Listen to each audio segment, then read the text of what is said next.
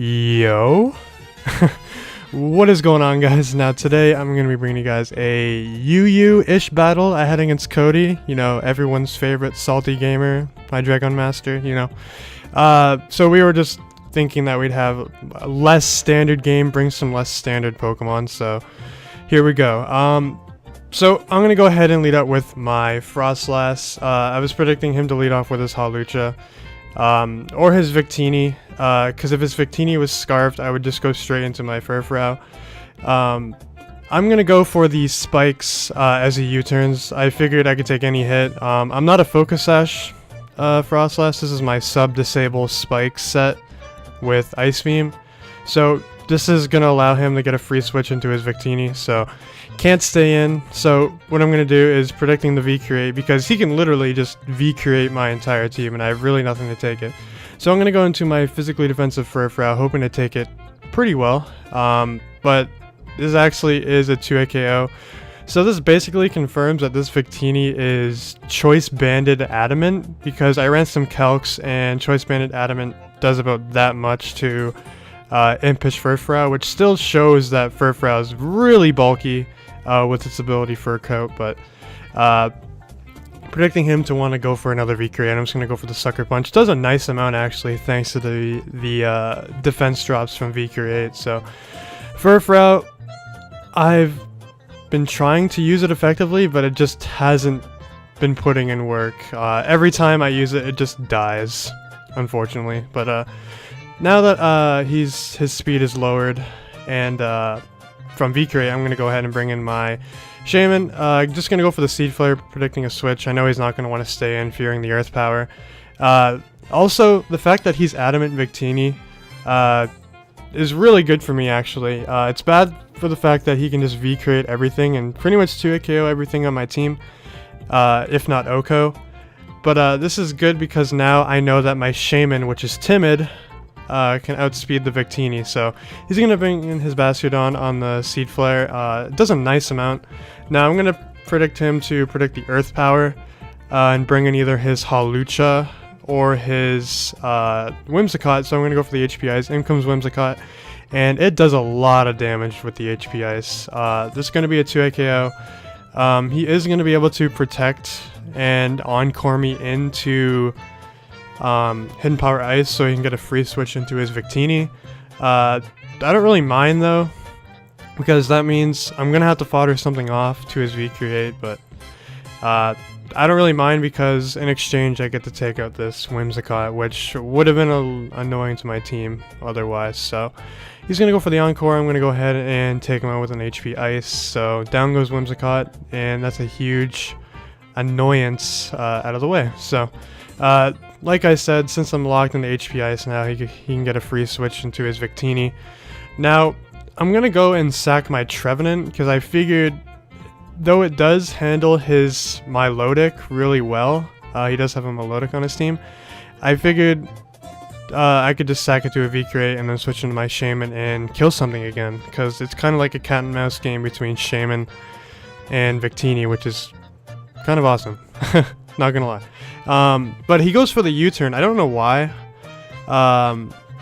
Like, the only thing that didn't get 2-hit KO'd by V-Create, or didn't get O-Code by V-Create, which was my Delphox, which I wasn't about to switch in because I don't have anything to hit Victini with. So he's going to U-turn out into his Hawlucha, and he's going to go for the Aerial Ace. This is a Scarfed Adamant Hawlucha, so Cody thought he could knock me out with the Aerial Ace, and I was just leaving in my Trevenant as fodder, but Aerial Ace actually doesn't take him out, and I'm actually going to be able to survive. So I see an opportunity to rest up on his Bastiodon later in the game. So what I'm going to do is I'm going to go into my Delphox, and I take that Aerial Ace really well because Hawlucha isn't that powerful and he's burned, so and Delphox isn't exactly frail either, so took it really well. Gonna go for the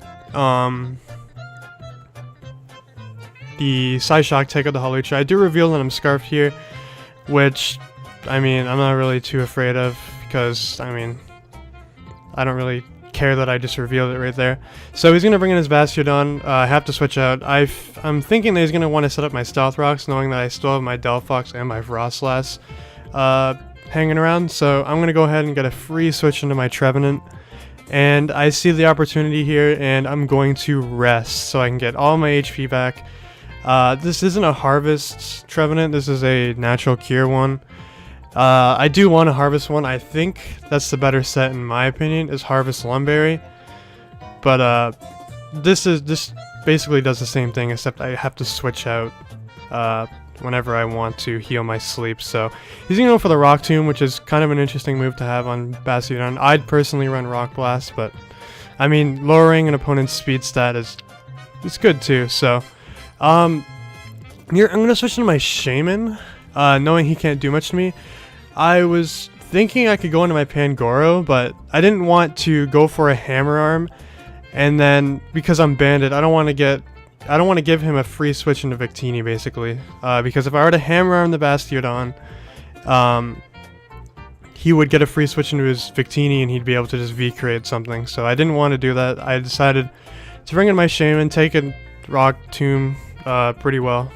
So that's what I do. And I'm just going to go ahead and take out the Bastiodon with a Earth Power. So he's going to bring in his PZ.